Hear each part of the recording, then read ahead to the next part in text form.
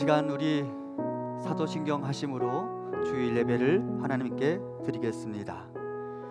나는 전능하신 아버지 하나님 전지의 창조주를 믿습니다. 나는 그의 유일하신 아들 우리 주 예수 그리스도를 믿습니다. 그는 성령으로 잉태되어 동정녀 마리아에게서 나시고 본디오 빌라도에게 고난을 받아 십자가에 못 박혀 죽으시고 장사된 지 사흘 만에 죽은 자 가운데서 다시 살아나셨으며 하늘에 오르시어 전능하신 아버지 하나님 우편에 앉아 계시다가 거기로부터 살아있는 자와 죽은 자를 심판하러 오십니다. 나는 성령을 믿으며 거룩한 공교회와 성도의 교제와 죄를 용서받는 것과 몸의 부활과 영생을 믿습니다. 아멘. 우리 즐겁고 복된 주일 함께 예배하는 자들을 축복하며 예배를 시작하면 좋겠습니다. 우리 옆에 있는 가족들을 바라보며 이렇게 축복하겠습니다. 너는 시냇가에 심은 나무라 하나님의 사랑 안에 믿음 뿌리 내리고 주의 뜻대로 항상 사세요. 옆에 있는 가족들이지만 평소 이렇게 손을 꽉 잡아주거나 눈을 마주치며 사랑한다고 고백하는 일이 어색한 분들도 있을 텐데 이 시간 진심으로 우리 가족들을 바라보면서 내가 당신이 시냇가에 심은 나무와 같이 되었으면 좋겠습니다. 그렇게 축복합니다 라는 마음으로 손도 좀 잡아주고 눈을 마주치면서 다시 축복의 찬양을 하도록 하겠습니다. 너는 시냇가에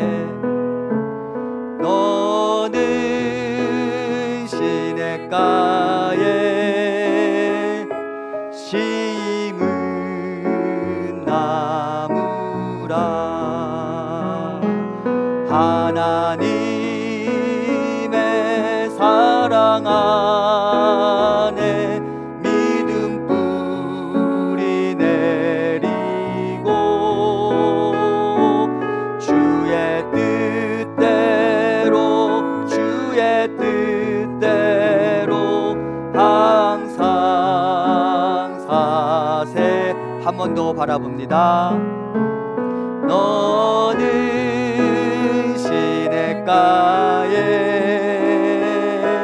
심은 나무라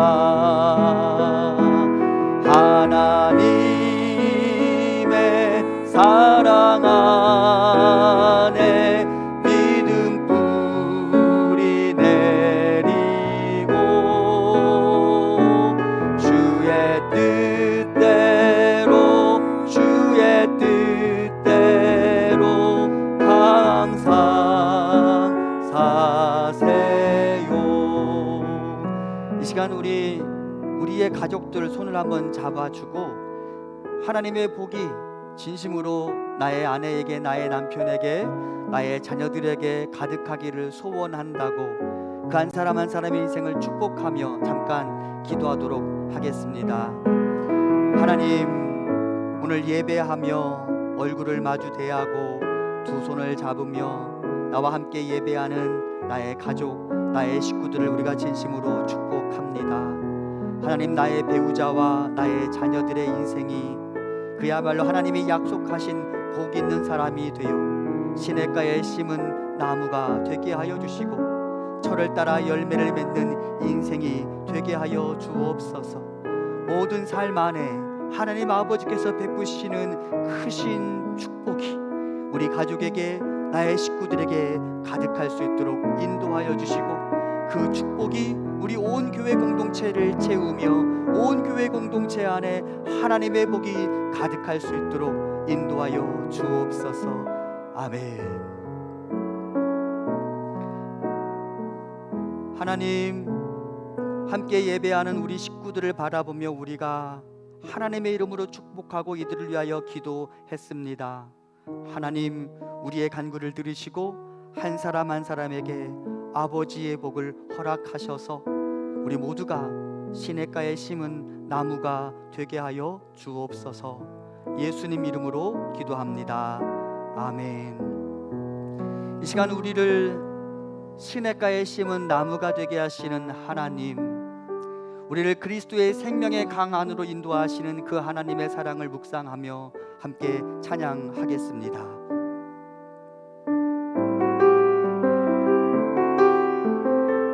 아버지 사랑 내가 노래해. 아버지 사랑 내가 노래해. 아버지 은혜 내가 노래해. 그 사랑 변함없으신 거짓 없으신 성실하신 그 사랑, 상한 갈 때 꺾지 않으시는, 꺼져가는 등불 끄지 않는 그 사랑, 변함없으신 거짓 없으신 성실하신 그 사랑,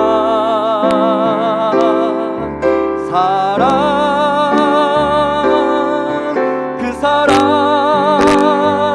날 위해 죽으신, 날 위해 다시 사신 예수 그리스도, 다시 오실 그 사랑, 죽음도 생명도 천사도 하늘의 어떤 권세도 끊을 수 없는 영원한 그 사랑 예수. 다시 고백합니다. 아버지 사랑, 아버지 사랑 내가 노래해. 아버지 은혜 내가 노래해. 그 사랑 변함없으신 거짓 없으신 성실하신 그 사랑, 상한 갈 때 꺾지 않으시는 하나님, 상한 갈 때 꺾지 않으시는, 꺼져가는 등불 끄지 않는 그 사랑, 변함없으신 거짓 없으신 성실하신 그 사랑,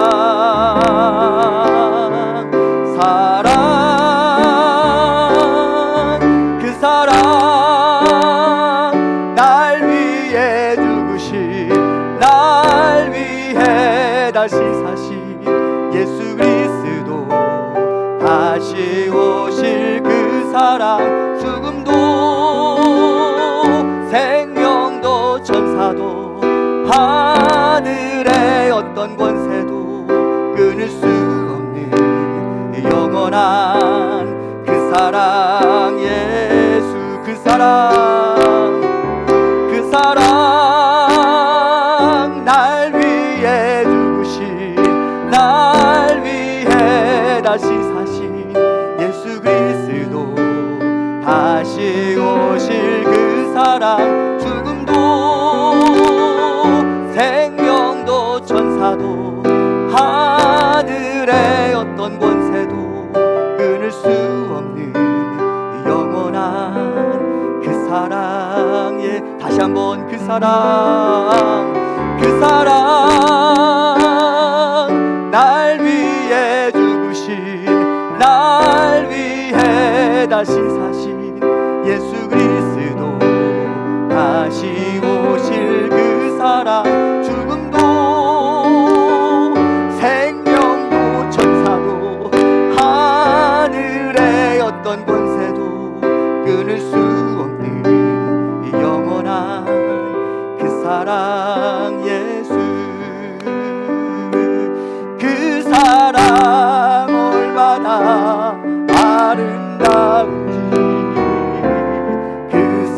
사랑 얼마나 날 부욕해 하는지 그 사랑 얼마나 크고 놀라운지를 그 사랑 얼마나 나를 감격하게 한 번 더 고백할까요? 그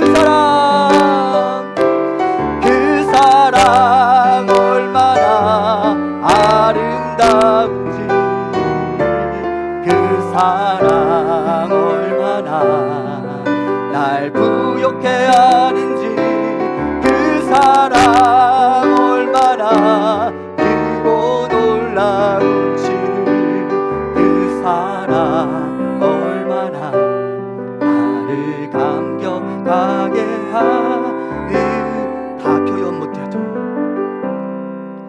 다 표현 못해도 나 표현하리라 나 고백 못해도 나 고백하리라 다 할 수 없어도 나 알아가리라 나 닮지 못해도 나 닮아가리라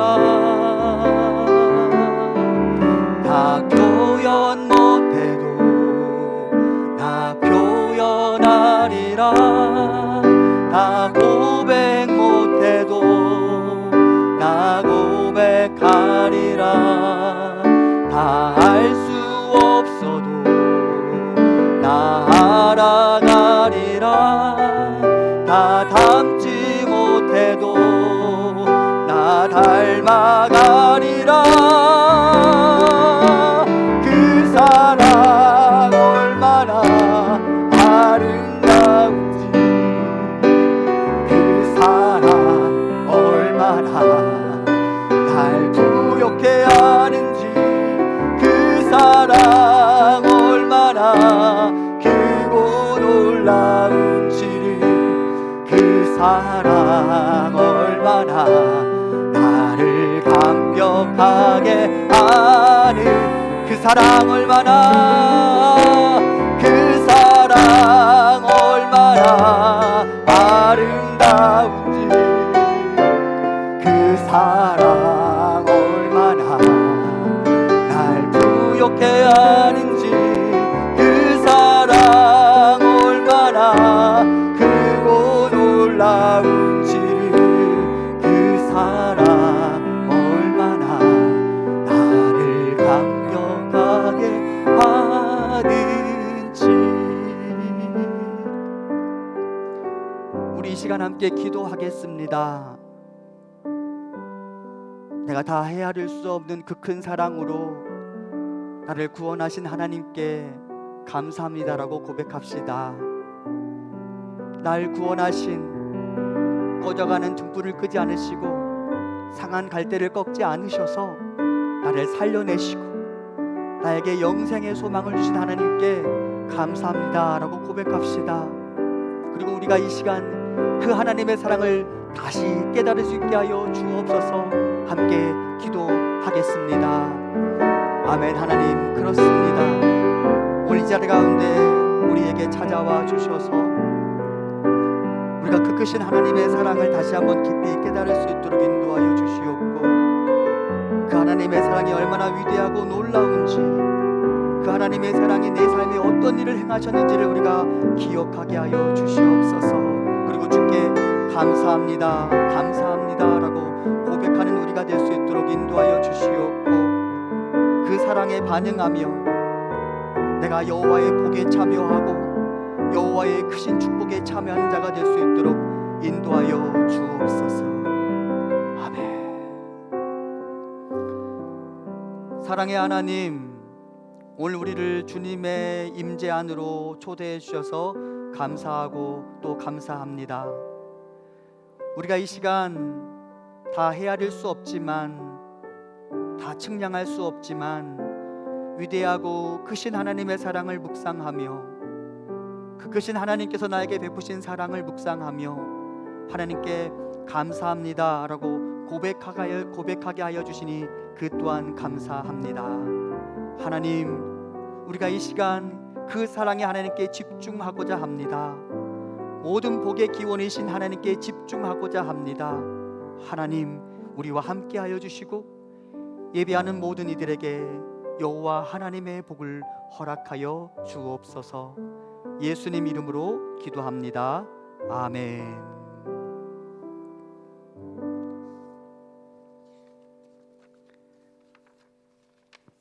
이 시간 교회 소식 나누겠습니다. 우리가 오늘 비대면 예배로 드리게 되었는데요. 이 시간 함께 예배하는 우리 식구들 바라보면서 축복하고 사랑한다고 좀 고백하면 좋겠습니다. 고백할까요? 사랑합니다. 축복합니다. 감사합니다. 네, 교회 소식 나누겠습니다. 교회에 코로나 사정으로 인하여서 오늘 비대면 예배를 드리게 되었습니다. 성도님들 양해해 주시기 바랍니다. 더불어 성도님들께 또 다른 양해의 말씀을 드리려고 합니다. 제가 이 부분은 당회와 상의를 하지 못했는데요. 당회에게 양해를 구하고 우리 성도님들께 양해를 구합니다. 내일 월요일부터 금요일까지 새벽 기도회를 이번 주간은 일시 멈추도록 하겠습니다. 그리고 금요 기도회 또한 이 한 주간만은 멈추도록 하겠습니다. 다음 주일 예배는 다시 현장에서 그리고 비대면 예배로 병행하여 예배를 드리게 되겠고요. 새벽 예배 또한 다음 주 월요일부터 다시 현장에서 그리고 비대면 상황으로 진행하도록 하겠습니다. 월요일부터 금요일까지 이번 주 새벽 기도회는 잠시 멈추도록 하겠고요. 금요 기도회 또한 멈추도록 하겠습니다. 당회의 양해를 구하고 또 우리 성도님들께 양해를 구합니다.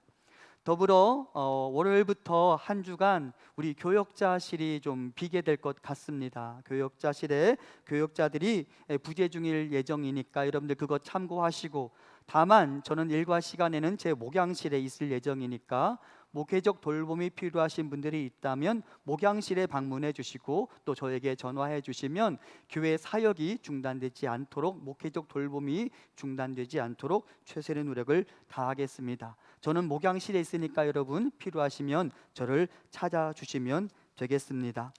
다음 교회 소식 안내해 드립니다. 다음 주 기도 안내해 드립니다. 1부 황현숙 권사님, 2부 안내연 장로님이 담당해 주시겠습니다.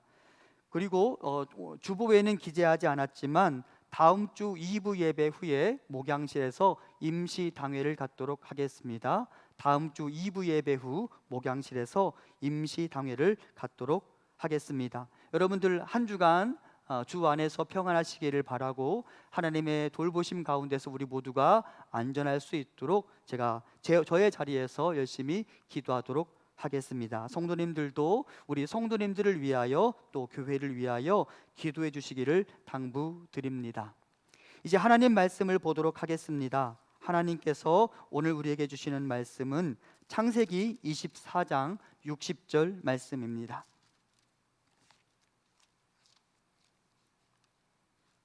창세기 24장 60절 말씀입니다. 제가 가진 성경으로는 구약 성경 33면에 있습니다. 제가 하나님 말씀을 봉독하겠습니다. 리브가에게 축복하여 이르되 우리 누이여 너는 천만인의 어머니가 될지어다. 내 씨로 그 원수의 성문을 얻게 할지어다. 아멘. 이제 아브라함의 나이가 좀 많아졌고요. 아브라함이 인생의 마지막 지점을 향해 나아가게 되는데요. 그 아브라함의 인생의 마지막 지점에 대해서 성경이 이렇게 묘사합니다. 창세기 24장 1절입니다. 아브라함은 이제 나이가 많은 노인이 되었다. 주님께서는 아브라함이 하는 일마다 복을 주셨다. 여러분, 이 말씀 가만히 보면 너무나 부러운 삶인 것 같습니다. 열심히 자신의 생애를 잘 달려온 한 노인이 그의 마지막 지점이 되었을 때에 자기 삶을 이렇게 돌아보니까 하나님께서 아브라함이 하는 일마다 모두 복을 주셨다라고 말하니까 이 아브라함만큼 복 받은 사람이 없는 것 같습니다. 제가 목회자이지만 조금 세속적으로 비유를 하자면 우리 성도님들이 주식에 투자했는데 여러분들이 투자한 종목마다 매일 상한가를 치고 있는 거예요. 생각만 해도 행복한 그런 뉴스가 아닙니까? 아브라함이 바로 그런 길을 걸어갔어요. 그러니 아브라함 인생의 복 받았을 뿐만 아니라 주변의 모든 사람들이 아브라함을 보고 부러워했을 것 같습니다. 그런데 제가 이 창세기 24장 1절 아브라함의 마지막 삶의 지점에 대한 하나님의 말씀을 보면서 우리는 도대체 이 창세기 24장 1절에서 무엇을 주목해야 할까에 대해서 좀 생각해 보게 되었습니다. 물론 대부분의 사람들은 창세기 24장 1절에서 아브라함이 하는 모든 일마다 그가 복을 받았다라는 부분에 주목할 것입니다. 그러니까 복이라는 단어에 주목하겠죠. 그리고 사실 이 땅을 살아가는 모든 사람들이 그 복을 얻기를 간절히 소원하죠. 아니, 이 시대를 살아가는 사람들뿐만 아니라 이 세상을 거쳐 지나간 모든 인류의 공통된 관심사는 언제나 행복이었습니다. 그들이 사는 모든 삶의 지점에서 모든 사람들이 언제나 복을 갈망했습니다. 그런데 제가 이런 생각을 하게 됩니다. 그렇다면 이 말씀을 읽고 있는 우리 또한 창세기 24장 1절에서 남들과 똑같이 그 복이라는 단어에 주목해야 할까? 그리고 말씀 묵상하다가 저는 이런 결론에 이르렀습니다. 적어도 하나님을 믿는 하나님의 백성이라면 창세기 24장 1절을 볼 때 우리의 초점은 아브라함이 복을 받았다가 아니라 주님께서 아브라함에게 복을 주셨다라고 말하는 이 문장의 주어 주님에게 초점이 맞춰져 있어야 하지 않을까라는 생각을 하게 됩니다. 왜냐하면 성경은 언제나 그 무엇보다 하나님이 우리의 첫 번째 관심사가 되어야 한다고 말하기 때문입니다. 우리 주님이 이렇게 말씀하셨습니다. 마태복음 말씀입니다. 그런즉 너희는 먼저 그의 나라와 그의 의를 구하라. 그리하면 이 모든 것을 너희에게 더하시리라. 아멘. 우리 주님이 자신 앞에 있는 무리들에게 말씀하셨습니다. 그래, 너희에게 필요한 것들이 있지? 하나님께서 그것들을 주실 거야 라고 말씀하시면서 하지만 너희가 순서를 기억해야 돼 라고 말씀하시죠.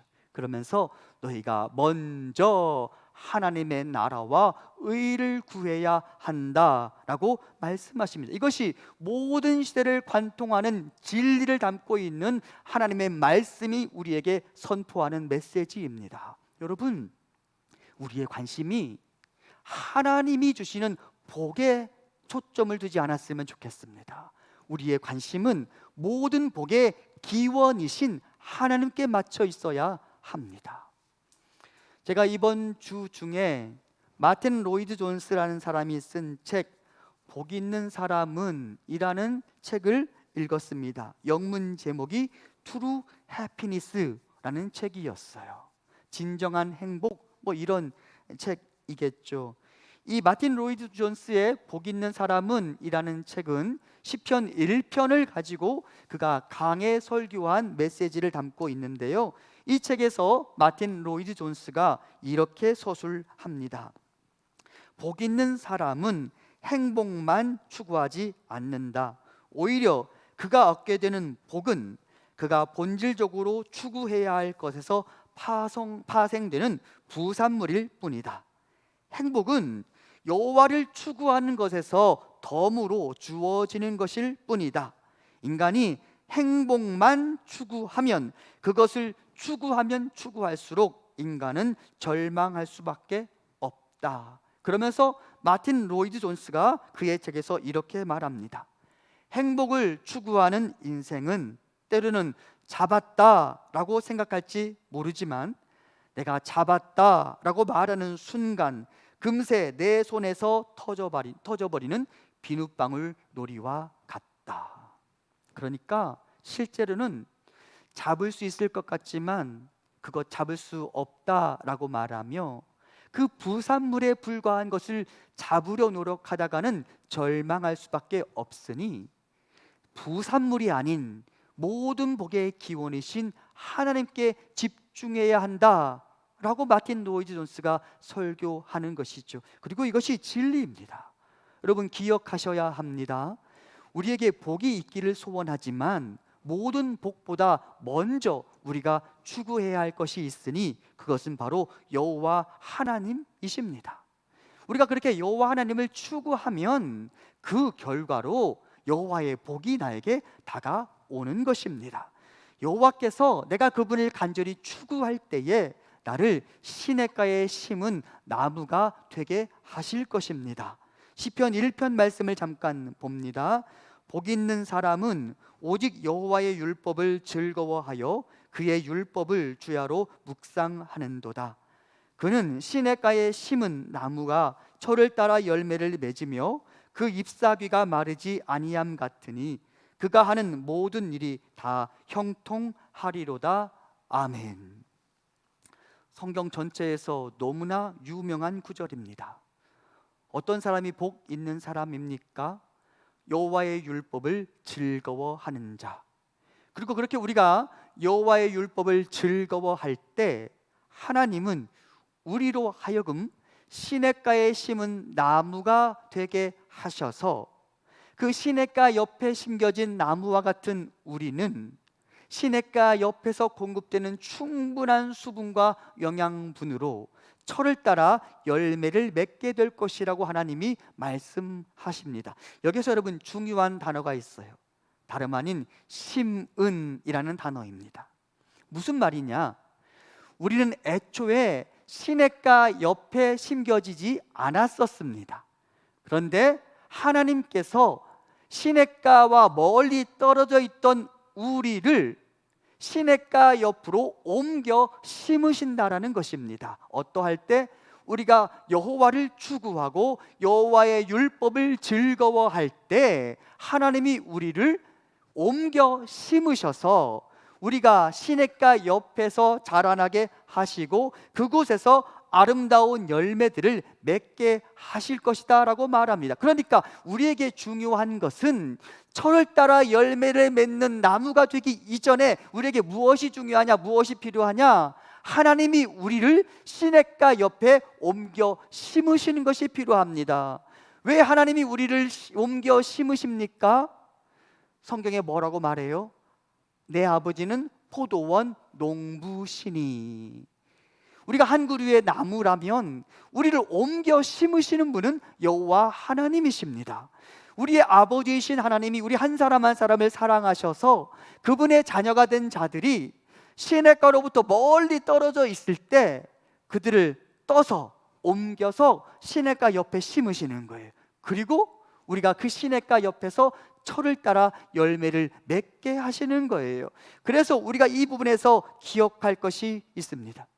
모든 사람에게 정말 중요한 단어는 복이 아니라 여호와입니다. 다시 말씀드립니다. 모든 사람에게 정말 중요한 단어는 복이 아니라 여호와입니다. 복만 추구하다가는 망할 수 있어요. 복만 추구하다가는 허무한 인생이 되고 말 수도 있어요. 하지만 우리가 여호와를 추구할 때 여호와께서 나를 옮겨 심으셔서 나는 시냇가 옆에 심겨진 나무가 되어 철을 따라 열매를 맺게 될 것입니다. 아브라함의 삶이 바로 이와 같았습니다. 하나님께서 그를 갈대아 우르에서 가나안 땅으로 옮겨 심으셨고, 아브라함이 꾸준히 하나님의 백성으로 하나님의 자녀의 길을 걸어가기 시작했을 때 하나님은 그에게 복을 주시고 또 주셔서 그의 인생이 시냇가에 심은 나무와 같이 되었습니다. 그런데 그와 같은 복된 인생을 살던 아브라함에게 남겨진 한 가지 인생의 마지막 사명, 과제가 있었으니 그것은 무엇이냐? 아들 이삭의 배우자를 찾는 것이었습니다. 왜냐? 하나님께서 아브라함에게 뭐라고 말씀하셨어요? 내가 큰 민족을 이루게 해주겠다라고 말씀하셨잖아요. 그러기 위해서는 이삭이 배우자를 만나서 또 아브라함의 대를 이어서 하나씩 하나씩 큰 민족을 이루어가는 과정이 필요하잖아요. 그래서 아브라함은 하나님의 약속이 성취될 날을 기다리면서 이삭의 배우자를 찾는 것, 그것을 그의 인생의 마지막 사명으로 여겼습니다. 그리고 이 일을 위해 아브라함이 자신이 신뢰하는 한 늙은 종을 불러서 그 나이든 종에게 자기와 맹세하게 한 다음에 그 종을 하란 땅으로 보내서 하란에서 이삭의 배우자를 찾아오도록 당부합니다. 여기서 중요한 게 있습니다. 아브라함은 자신의 며느리는 가나안 족속의 딸이 아닌 자신의 고향격이었던 하란 출신의 사람이어야 한다라고 생각했습니다. 왜 그랬을까요? 성경을 가만히 읽어보면 여러분, 가나안 여인들은 음란한 여인들로 묘사되고 가나안 여인들은 각종 우상을 숭배하는 여인들로 등장하고 가나안 여인들은 각종 범죄와 연결된 사람들로 등장합니다. 그런 면에서 아브라함은 이미 하나님의 백성이 된 자신과 자신의 아들의 삶을 바라볼 때에 이 가나안의 여인과 혼인 관계를 맺을 수 없다라고 생각했고, 그나마 보다 더 정결한, 보다 더 순결한 하란 출신의 여인을 이삭의 배우자로 삼아야겠다라고 생각하게 됩니다. 물론 이 하란의 사람들이 여호와 하나님을 잘 믿었다라는 증거를 찾기는 어렵지만 아브라함은 적어도 그런 생각은 했어요. 하란의 여인들이 이 가나안 여인들보다는 낫겠다라고 생각했어요. 그리고 자신의 종을 보내서 하란 출신의 여인을 이삭의 배우자로 만들기 위한 마지막 사명의 길을 걸어가게 됩니다.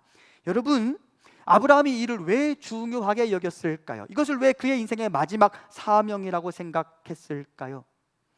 사람이 어떤 배우자를 만나는가에 따라 한 사람과 한 가문과 한 국가와 한 민족의 운명이 바뀔 수 있기 때문입니다. 성경을 가만히 보세요. 그렇게 승승장구하던 솔로몬이 그의 인생 노년에 그와 같은 비극, 그와 같은 실패를 맛보아야만 했던 이유를 뭐라고 기록합니까? 열왕기상 11장입니다. 왕은 이 솔로몬입니다. 후궁이 700명이요 첩이 300명이라 그의 여인들이 왕의 마음을 돌아서게 하였더라.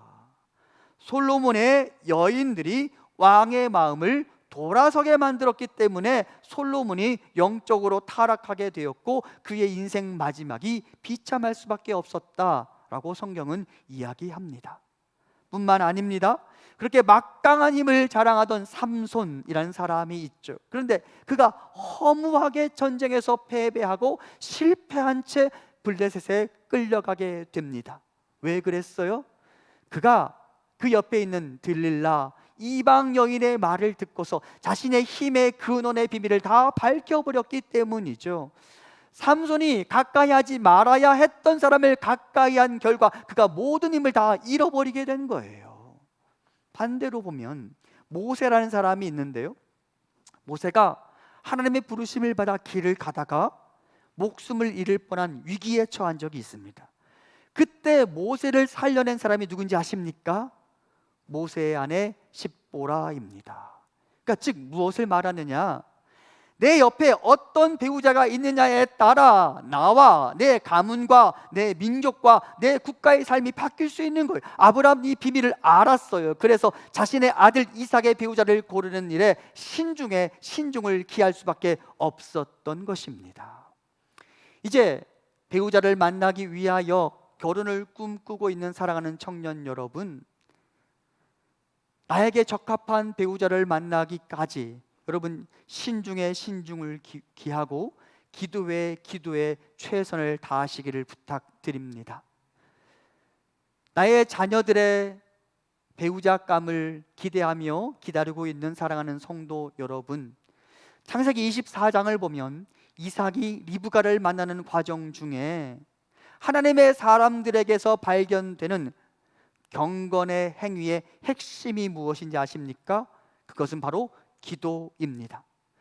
창세기 24장 12절을 보면 아브라함의 요구를 받고 이삭의 배우자를 찾아 나섰던 아브라함의 종의 기도가 등장하고요, 창세기 24장 63절을 보면 하란 땅에 떠난 자신의 집의 종이 한 여인을 데리고 올 때까지 그 여인을 기다리며 묵상, 즉 기도하고 있는 이삭을 만나게 됩니다. 그리고 그 기도의 결과 아브라함 가문이, 이삭이 마땅히 만나야 될 사람을 만날 수 있었던 것입니다.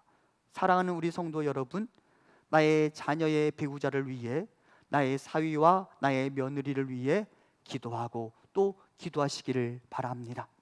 사랑하는 우리 교회 학교 친구 여러분, 내 옆에 누가 있는지가 나의 삶에 너무나 중요합니다.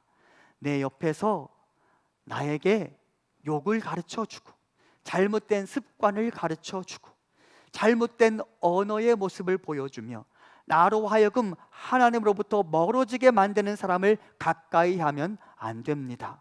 대신 나로 하여금 좋은 말을 하게 하고, 나로 하여금 선한 생각을 하게 하는 사람을 만나야만 합니다. 그래야 복을 받을 수 있어요. 다시 시편 1편을 볼까요? 시편 1편은 이렇게 말합니다. 복 있는 사람은 악인들의 꾀를 따르지 아니하며 죄인들의 길에 서지 아니하며 오만한 자들의 자리에 앉지 아니하고. 여러분, 복 있는 사람은 악인들의 꾀를 따르지 않습니다. 복 있는 사람은 내 옆에서 나에게 잘못된 말을 속삭이는 사람의 유혹에 걸려 넘어가지 않습니다. 그런 면에서 우리에게 중요한 것은, 정말 내가 복 받는 인생이 되기를 원한다면 내 옆에 나에게 선한 말을 할 수 있는 사람과 함께 살아가야 한다는 것임을 꼭 기억하고, 나의 배우자를 위하여, 나의 가문의 며느리와 나의 사위를 위하여, 그리고 나의 친구를 위하여 우리가 내 옆에 나의 영에 유익이 되는 사람을 만날 수 있도록 도와주시옵소서라고 기도하고 또 기도하는 우리가 되기를 간절히 소망합니다. 아브라함이 이 일을 너무나 중요하게 여겼고 이것을 가장 중요한 인생의 마지막 사명으로 여겼잖아요. 그래서 결국 아브라함은 이삭의 배우자감으로 딱 맞는 사람을 만나게 되었습니다. 다름 아닌 리브가라는 여인입니다. 아브라함의 종이 아브라함의 지시를 받고 하란 땅에 가서 리브가라는 여인을 딱 만났고, 리브가를 보자마자 리브가가 보여준 반응을 보면서 이 여인이야말로 이삭의 배우자감이 될 수 있겠구나 라고 생각을 하고, 리브가의 가족들과 만남을 가진 후에 이 리브가를 내 주인 아브라함의 집에 데려가야 하겠습니다. 이삭의 배우자로 삼고 싶습니다 라고 이야기를 합니다. 그러자 리브가의 집 사람들이 조금 아쉬워하면서, 이렇게 빨리 리브가를 데려가면 우리가 서운하지 않겠느냐라고 말하며 우리에게 좀 여유를 주십시오 라고 말하면서 우리 리브가에게 좀 물어보시죠. 리브가가 즉시 가겠다고 하는지 아니면 조금 머물겠다고 하는지 들어보고 리브가의 말대로 우리 결정합시다 라고 말합니다. 자, 그리고 리브가가 어떻게 반응했을까요? 창세기 말씀입니다. 리브가를 불러 그에게 이르되 내가 이 사람과 함께 가려느냐? 그가 대답하되 가겠나이다. 여러분, 리브가에게 망설임이 없습니다. 머뭇거림이 없습니다. 하나님의 사람의 초청을 받고 하나님의 가족의 일원이 되는 이 거룩한 부르심 앞에 리브가가 망설이지 않고 내가 가겠습니다 라고 반응합니다. 이삭의 배우자인 리브가는 이 시점에서 약속의 땅에서 약속의 백성으로 살아가기 위한 결단의 믿음을 보여줍니다. 어떤 결단의 믿음이냐? 먼저 하란을 떠나 가나안으로 가는 믿음입니다. 그리고 두 번째는 달의 신을 떠나 여호와에게로 가는 믿음입니다. 당시 이 하란 땅에 머물고 있는 이 리브가의 가족들은 그들이 본래 출발했던 갈대아 우르의 사람들처럼 달의 신을 섬기고 있었는데, 이 리브가가 달의 신을 포기하고 하나님을 선택했거든요. 그리고 세 번째, 리브가는 드라빔이라고 말하는 그 가족의 수호신 우상의 조각을 버리고 여호와의 말씀으로 이동하게 됩니다. 이것이 리브가가 보여준 믿음 결단이었습니다. 사실은 우리가 이 지점에서 한 가지 짚고 넘어가야 할 것이 있기는 합니다.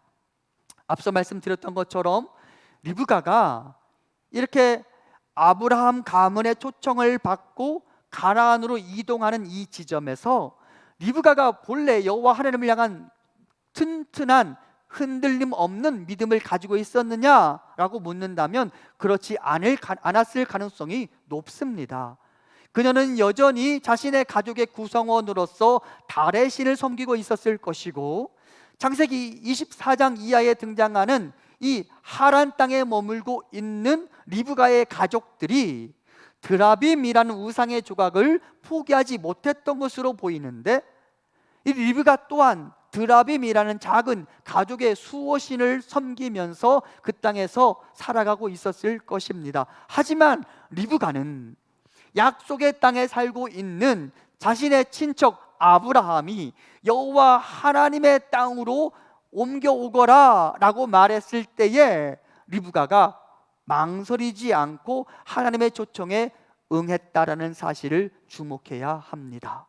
마치 하나님께서 갈대아 우르에 있던 아브라함을 가나안 땅에 옮겨 심으신 것처럼 오늘 이 장면에서는 하나님께서 리브가를 가나안 땅으로 옮겨 심으시겠다라고 말씀하실 때 그녀가 네, 제가 그렇게 하겠습니다 라고 즉시 반응한 것입니다.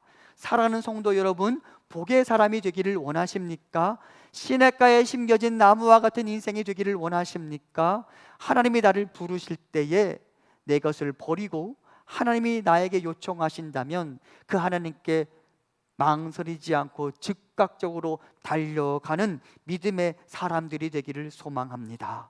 하나님이 내 인생을 그 하란 땅에서 이 가나안으로 옮겨 심겠다라고 말씀하시면 네, 주님, 제가 그렇게 하고 싶습니다 라고 고백하십시오. 그러면 옮겨 심겨진 그 자리에서 나는 시냇가에 심은 나무가 되어 철을 따라 열매를 맺게 될 것입니다. 한편 저는 이 창세기 24장의 사건을 보면서 그야말로 은혜의 은혜를 경험하게 되었습니다. 다름 아니라 아브라함의 종이 드린 기도와 하나님께서 그 종의 기도를 들으시고 응답하신 것과 관련된 사건 때문입니다. 아브라함의 종이 자신의 주인이 자신에게 맡겨진 이 사명이 너무나 막중한 것이라는 사실을 알고 하란 땅에 도착해서 리브가의 이삭의 배우자를 만나기 위하여 그가 하나님께 기도를 드립니다. 24장 12절 이하입니다. 그가 이르되 우리 주인 아브라함의 하나님 여호와여, 원하건대 오늘 나에게 순조롭게 만나게 하사 내 주인 아브라함에게 은혜를 베푸시옵소서. 한 소녀에게 이르기를, 이 앞에는 아마 if, 만일이라는 단어가 내포되어 있을 거예요. 만일 내가 어떤 소녀에게 이르기를 청하건대 너는 물동이를 기울여 나로 마시게 하라 하리니 그의 대답이 마시라, 내가 당신의 낙타에게도 마시게 하리라 하면 그는 주께서 주의 종 이삭을 위하여 정하신 자라. 이로 말미암아 주께서 내 주인에게 은혜 베푸심을 내가 알겠나이다 라고 기도합니다. 무슨 말이냐? 이 아브라함의 종이 하란 땅에서 내가 어떤 사람을 만나야 하고 어떤 사람을 이삭의 배우자로 찾아서 가나안에 데려가야 할까라고 생각하다가 그 종이 기도합니다. 하나님, 내가 오늘 이 하란 땅에서 한 우물가에서 나에게 물을 줄 뿐만 아니라 나와 함께하고 있는 낙타 10필에게도 물을 마실 수 있도록 물을 제공하는 사람을 만난다면 이 사람이야말로 이삭의 배우자라고 제가 알아챌 것 같습니다. 그런 사람을 순조롭게 만나게 해 주십시오 라고 기도합니다. 그런데 여러분, 이 기도의 내용이 너무나 어려운 내용이었어요. 왜냐? 우리가 이 창세기 24장을 다 읽지는 않았지만 이 아브라함의 종이 이 기도를 들었을 때의 그 시각이 저녁 때였어요. 그러니까 모든 여인들이 분주한 상태에서 우물에 와서 급히 물을 떠다가 집에 가서 음식을 만들고 집안일을 해야만 하는 그런 시각이었어요. 그런데 아브라함의 종이 뭐라고 기도합니까? 그 저녁 때에 낯선 나 같은 나그네에게 물을 줄 뿐만 아니라 낙타 10필, 무려 1톤의 물을 퍼서 내 낙타에게 물을 줄 수 있는 사람을 만나거든 그 사람이 이삭의 배우자인 줄 내가 알겠습니다라고 기도하는 거예요. 너무나 허황된 기도예요. 이런 사람을 어디서 만나요? 이런 사람 만나기가 쉽지가 않잖아요. 그런데 제가 은혜라고 말하는 건 바로 다음 구절 때문입니다. 말을 마치기도 전에 리브가가 물동이를 어깨에 메고 나오니, 이게 은혜예요. 아브라함의 종이 기도를 다 드리기도 전에 예수님의 이름으로 기도합니다 라고 말을 마치기도 전에 하나님께서 급하게 움직이셨습니다. 하나님께서 아브라함의 종의 기도에 응답해 주셨습니다. 그래서 그때 아브라함의 종이 리브가를 만나게 된 것이고, 리브가가 아브라함의 종에게 그 사람에게 물을 마시게 했을 뿐만 아니라 아브라함의 종과 함께 온 낙타들에게도 물을 마시게 했다라고 말하고 있습니다. 여러분, 이것보다 더 큰 복이 어디 있어요? 제가 지난주에도 아브라함이 누린 복에 대해서 이야기했었는데, 아브라함이 누린 복 중에 하나가 뭐냐면 기도 응답의 복이라고 말씀드렸어요. 그가 기도할 때 여호와 하나님께서 그의 기도를 들으시고 또 들으시고 또 들으셨어요. 그런데 오늘 본문에도 보면 이 아브라함의 종이 여호와 하나님께 기도하자 하나님께서 그의 기도에 응답하셨습니다. 저는 이 복이 우리 모든 성도님들의 복이 되기를 간절히 소원합니다. 내가 주께 기도했더니 주께서 내 기도를 들으셨다. 이것만큼 행복한 일이 어디 있어요? 그런데 제가 이 부분에서 한 가지 조금 더 주목하게 되는 부분이 있어요. 이 아브라함의 종은 어디에서 이렇게 기도하는 법을 배웠을까요? 분명 하나님과 교제하고 하나님께 예배하고 하나님께 기도하는 것은 아브라함이었어요. 그런데 나이가 많은, 그래서 오랫동안 아브라함을 지켜본 이 종은 아브라함이 하나님과 어떻게 교제하는지를 유심히 지켜보았고, 그가 하나님께 성실한 예배자가 되고 그가 하나님 앞에 간절히 기도하는 기도자가 되었을 때에 하나님께서 그에게 어떤 복을 어떻게 채우신지를 그 자신의 눈으로 똑똑히 지켜볼 수 있었습니다. 그리고 그 자신도 아브라함처럼 하나님께 성실한 예배자가 되고 기도자가 될 수 있었습니다.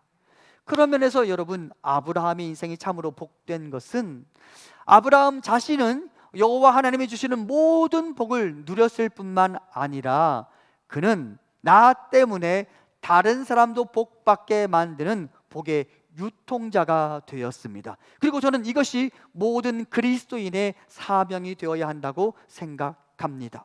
하나님의 은혜로 여러분 한 사람 한 사람이 복받을 수 있기를 소원합니다. 그리고 여러분 한 사람 한 사람이 복의 유통자가 되어서 여러분이 하나님 앞에 예배하고 여러분이 하나님께 기도하는 모습을 보면서 여러분 주변에 있는 사람들이 내가 당신 때문에 하나님을 알게 되었어, 내가 당신 때문에 하나님을 예배하는 자가 어떤 복을 누리는지를 내가 알게 되었어, 내가 당신 때문에 기도의 위력이 무엇인지를 알게 되었어, 그래서 나도 예배할 수 있게 되었고 기도할 수 있게 되었고 하나님의 복을 받을 수 있었어, 그래서 나는 당신에게 너무나 고마워 라고 말할 수 있는 바로 그 한 사람의 이 시대의 아브라함이 될 수 있기를 간절히 소망합니다. 마지막으로 우리는 아브라함이 자신의 종에게 남긴 다음의 말씀을 주목해야 합니다. 24장 8절입니다. 만일 여자가 너를 따라오려고 하지 아니하면 나의 이 맹세가 너와 상관이 없나니 오직 내 아들을 데리고 그리로 가지 말지니라. 아멘. 아브라함의 종이 아브라함에게 묻습니다. 제가 하란 땅에 가서 어떤 여인을 만났을 때에 그 여인이 내가 어떻게 내 신랑감 얼굴도 한 번도 못 보고 당신의 말에 의해 가나안에 갈 수 있겠습니까? 신랑 얼굴이라도 한번 보여주십시오 라고 누군가가 말한다면 제가 그때 어떻게 반응해야 할까요? 그때를 대비해서라도 내가 이삭 도련님을 데리고 함께 하란으로 움직여야 하는 것 아닙니까? 라고 아브라함의 종이 물었을 때에 아브라함이 단호하게 이렇게 말합니다. 내 아들을 데리고 그리로 가지 말지니라 라고 말합니다. 무슨 말이냐? 아브라함은 내 아들 이삭이 이 가나안 땅에서 하나님의 백성으로서의 삶을 막 살게 된 이 이삭이 내가 본래 출발했던 그곳으로 내려가지 않기를 기대했습니다. 나는 이미 더 이상 하란의 사람이 아니기 때문에, 내 아들 또한 더 이상 하란의 사람이 아니기 때문에, 이 시대를 살아가지만 나는 여호와께 속한 사람이기 때문에 여호와의 백성으로서의 정체성을 지키기 위하여 다시는 나도 그리고 내 아들도 하란으로 이동할 수 없다라고 말하고 있는 것입니다. 이 땅에 살지만 이 땅의 백성들의 삶이 아닌 여호와 하나님의 백성으로 살아가기로 결단한 것이죠. 여러분, 이것이 거룩입니다. 거룩이 뭔지 아세요? 거룩은 구별됨을 의미합니다. 이 땅에 살지만 이 땅의 사람들과 같이 살지 않고 오직 하나님이 원하시는 길만 걸어갈 수 있는 것이 바로 거룩입니다. 그래서 성도는 이 땅에 살지만, 이 세대의 사람들과 함께 살지만 절대 이 세대의 사람들이 사는 방식 그대로 살지 않는 사람을 의미하고, 오로지 하나님 아버지, 나를 부르시고 나의 아버지가 되시는 하나님의 방식대로 이 시대를 살아가는 사람이라고 말할 수 있어요. 우리 주님도 그래서 이렇게 말씀하셨어요. 함께 우리 봉독해 볼까요? 시작. 너희 중에는 그렇지 않을지니 너희 중에 누구든지 크고자 하는 자는 너희를 섬기는 자가 되고 너희 중에 누구든지 으뜸이 되고자 하는 자는 모든 사람의 종이 되어야 하리라. 아멘. 여기서 중요한 게 너희 중에는 그렇지 않을지니 라는 말씀입니다. 우리는 이 세대에 살지만 이 세대의 방식대로 살아서는 안 됩니다. 이 세대의 사람들은 모두가 다 으뜸이 되고자 합니다. 이 세대의 사람들은 누구나 다 높은 자리에 올라가기를 소원합니다. 하지만 하나님은 하나님의 백성들에게, 예수 그리스도께서는 자신의 제자들에게 이렇게 말씀하십니다. 너희 중에는 그렇지 않을지니 너희는 자발적으로 낮은 자가 되어야 하며 섬기는 자가 되어야 한다. 그것이 하나님 백성의 정체성이다 라고 말하는 거예요. 그래서 너희는 철저하게 구별된 삶을 살아야 한다고 말하는, 그것이 하나님의 말씀입니다. 마치 누구처럼? 바벨론에 살지만 바벨론 사람처럼 살지 않았던 다니엘처럼, 여리고성에 살지만 여리고성의 우상이 아닌 여호와 하나님을 선택했던 라합처럼, 애굽에 끌려가서 애굽에 살았지만 애굽 사람처럼 바로를 숭배하지 않고 태양신 라를 숭배하지 않고 오로지 하나님만 섬기며 살아갔던 요셉처럼, 내가 사는 모든 곳에서 이 세대를 본받지 않고 오로지 내가 살아가야 할 나의 삶의 기준은 여호와 하나님께만 있다라고 고백하며 살아가는 것이 우리 모두의 삶이 되어야 합니다. 그래야 우리는 시냇가에 심은 나무가 되는 것입니다. 다음의 구절을 다시 한번 볼까요? 시편 1편입니다. 그는 시냇가에 심은 나무가 철을 따라 열매를 맺으며 그 잎사귀가 마르지 아니함 같으니 그가 하는 모든 일이 다 형통하리로다. 악인들은 그렇지 아니함이요 오직 바람에 나는 겨와 같도다. 잘 보세요. 복 있는 사람은 뭐라고 말해요? 나무다 라고 말하지만 악인들은 겨와 같다 라고 말합니다. 나무, 생명이 있어서 심겨진 곳에서 철을 따라 열매를 맺는 거예요. 겨, 실체도 없어서 바람만 잠깐 불면 후 불면 날아가 버리는 허무한 존재일 뿐이에요. 그러면 여러분, 무엇이 나무와 겨를 구분하는 기준이 될까요? 시편 1편 1절과 2절입니다. 복 있는 사람은 악인들의 꾀를 따르지 아니하며 죄인들의 길에 서지 아니하며 오만한 자들의 자리에 앉지 아니하고 오직 여호와의 율법을 즐거워하여 그의 율법을 주야로 묵상하는도다. 그러니까 우리가 열매 맺는 나무가 되기를 원한다면, 실체 없이 바람에 후 날아가 버리는 겨가 되지 않기를 원한다면 우리가 마땅히 걸어가야 할 길을 걸어가야 한다고 말합니다. 악인들의 길 대신 여호와의 길을 걸어가야 한다고 말합니다. 여러분 인생이 나무가 되기를 원하십니까? 겨가 되기를 원하십니까? 여러분 앞에 갈림길이 있습니다. 여러분이 선택하셔야 합니다. 나무가 될 것인가? 겨가 될 것인가? 여호와의 길을 갈 것인가? 악인들의 길을 갈 것인가? 그리고 우리의 선택은 언제나 예수 그리스도가 되어야 합니다. 예수님 이렇게 말씀하십니다. 같이 봉독합니다. 시작. 예수께서 이르시되 내가 곧 길이요 진리요 생명이니 나로 말미암지 않고는 아버지께로 올 자가 없느니라. 아멘. 우리가 예수 그리스도를 선택할 때, 그리고 그분의 길을 걸어갈 때 우리는 예수 그리스도를 통하여 하나님 아버지에게로 인도될 것이고, 모든 복의 기원이신 하나님 아버지께서 나를 시냇가에 심은 나무가 되게 하시는 복을 받아 누리게 될 것입니다. 갈림길에 서 있는 여러분, 나무가 될 것인지 겨가 될 것인지 선택하십시오. 그리고 예수 그리스도의 길을 걸어가므로 시냇가에 심은 나무와 같은 인생이 되기를 간절히 소망합니다. 오늘 말씀을 정리하며 여러분과 함께 단어 하나만 이야기하고 말씀을 마무리하려고 합니다. 히브리어 바라크라는 단어입니다. 이 단어는 경배하다, 무릎을 꿇고 경배하다 라는 의미도 있고, 하나님이 주시는 복이라는 의미도 있습니다. 하나님은 성경에서 이렇게 말씀하십니다. 너희가 내 앞에 엎드려 내 앞에 무릎을 꿇고 나에게 경배할 때 내가 너에게 복을 주겠다라고 말씀하십니다. 이 순서를 기억해야 합니다. 여호와 앞에 무릎을 꿇고 먼저 여호와를 찾으십시오. 먼저 그분의 나라와 의를 구하십시오. 그러면 아버지께서 우리에게 복을 주셔서 여러분 한 사람 한 사람의 인생이 시냇가에 심은 나무와 같이 되어 여러분이 계절을 따라 철을 따라 열매를 맺는 인생이 될 것입니다.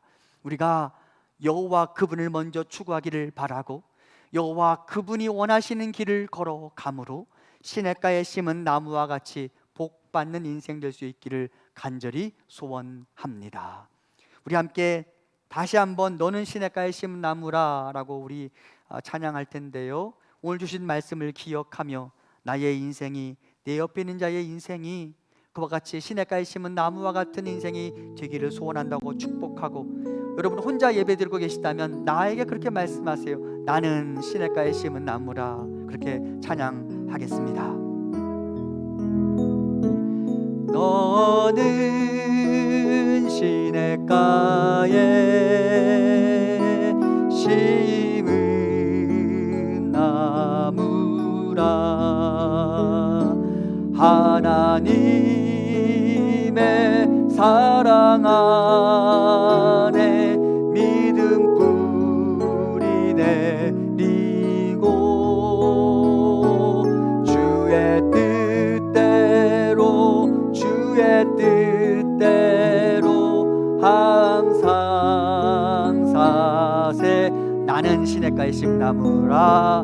나는 시냇가에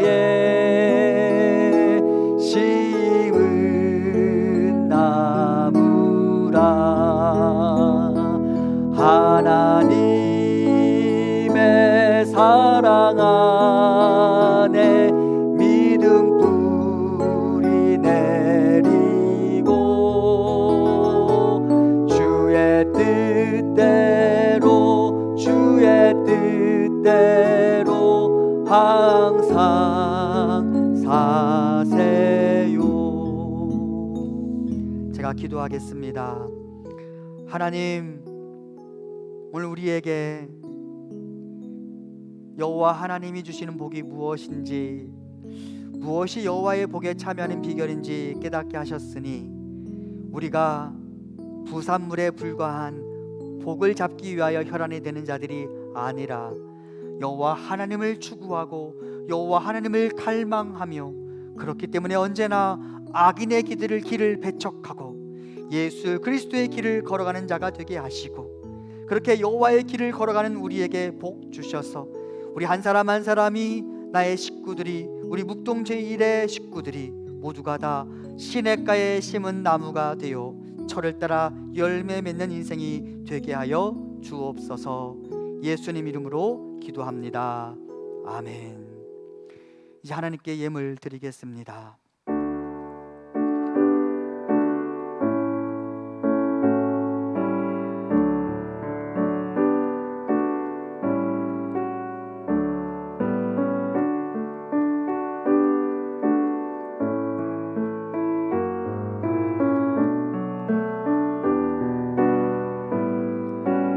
주께 드리네, 주께 드리네, 주께 드리네. 사랑하는 구주 앞에 모두 드리네.